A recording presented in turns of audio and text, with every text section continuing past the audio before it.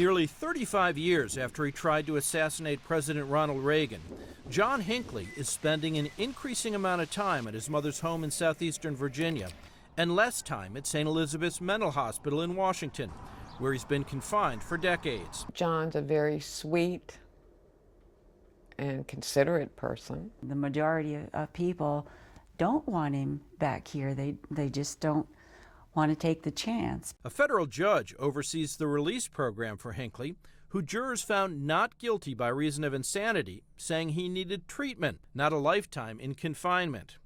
Hearings set for this week could allow him to spend even more time with his mother, who lives in a resort development near colonial Williamsburg. Someday, he could live there permanently. This is worrisome. I don't think they should fear him because I don't think, that he's a danger to anyone. Come on, here.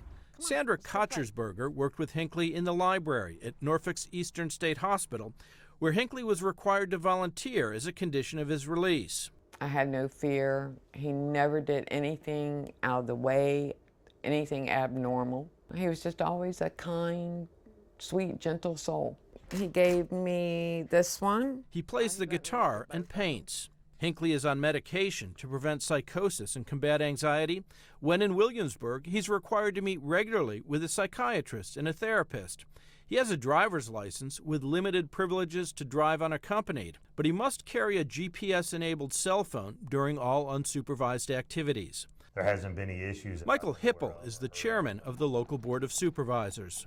I've got to trust that the doctors who are reviewing his progress and are looking it over make a sound decision. I sort of sell the area. John Wommeldorf is a local real estate agent. One, maybe two times in 11 years, somebody said, well, then maybe we don't want to take a look at that neighborhood. But all the other times, and I'm talking hundreds and hundreds of people that I've taken through there, it's been a non-issue. But Hinckley's future in Williamsburg has been an issue for Joe and Carol Mann.